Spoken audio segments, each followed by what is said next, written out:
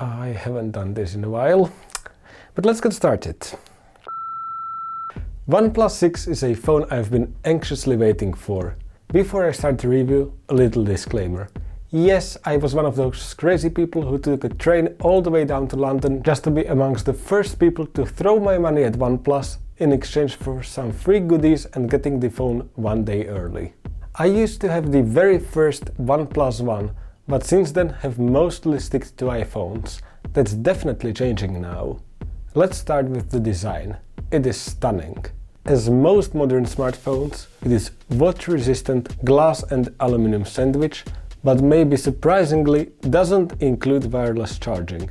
More on that later. I'm especially grateful that despite following the industry trends, OnePlus has made the overall design their own and doesn't so closely copy the iPhone like the previous generation 5 and 5T did.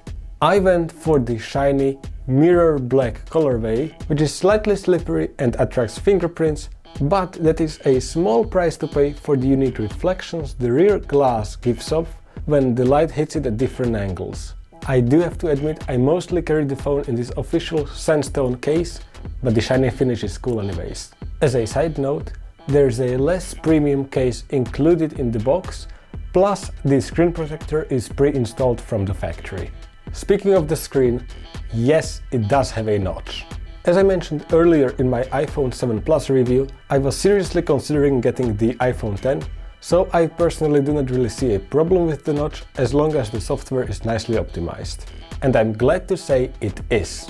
Most apps work just as they should, with the area around the notch acting as the status bar, yet unlike the iPhone, the notch does not cut into videos even when watching in the expanded view.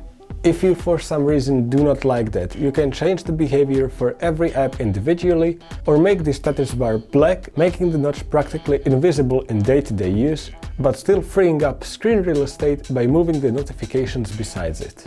The device itself is pretty much the same in size as the previous OnePlus phones and the plus-sized iPhones, but instead of a 5.5-inch display, it features a 6.2-inch one. The panel itself is really good, but not perfect. The colors it produces are punchy without feeling too artificial, and the viewing experience is generally pleasant.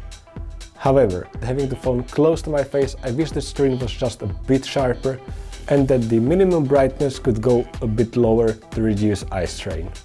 There's also a large number of color modes to choose from, but none of them seems to be as accurate as the default screen calibration on my MacBook Pro.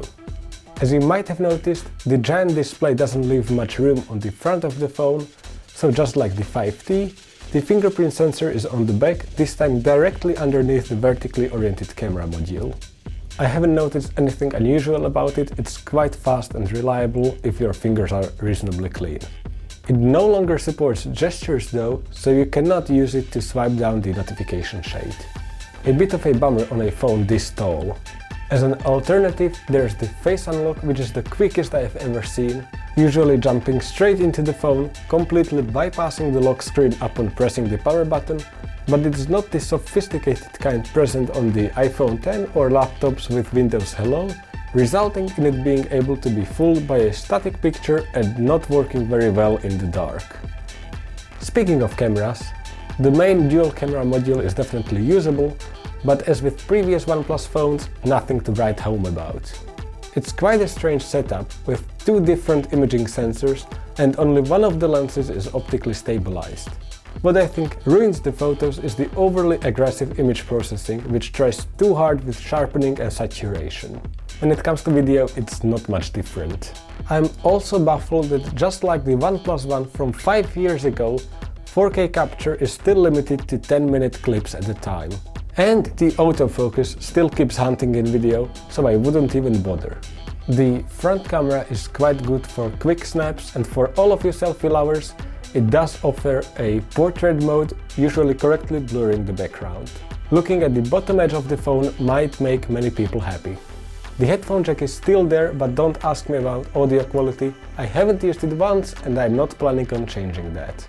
That doesn't mean you should skip headphones though, because the single downward firing speaker gets covered up easily and sounds very tinny.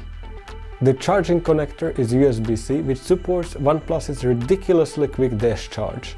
It can quick charge a phone from 20 to 80% in about 36 minutes without getting the phone hot, because most of the charging electronics are actually integrated into the charging brick and not the phone itself. FYI, the transfer speeds are still very slow, limited by USB 2.0. It's good that the charging is fast, because despite the battery life not being awful, it's still just about average, and I can barely make it through a long day of intensive use. However, that vastly varies with usage, and if you want concrete numbers, I get about 5 to 7 hours of screen on time per charge. In terms of the OnePlus specialities, there's the alert slider, which is a lovely idea, but makes scheduling different do not disturb modes and settings difficult. Secondly, OnePlus claims that the glass back is there to improve signal reception. I didn't really pay much attention to that, but on my train ride back from London, being underneath the high voltage wires, I did notice a huge difference on the 6 versus my old iPhone 7 Plus. Unfortunately, there are also some usual OnePlus omissions.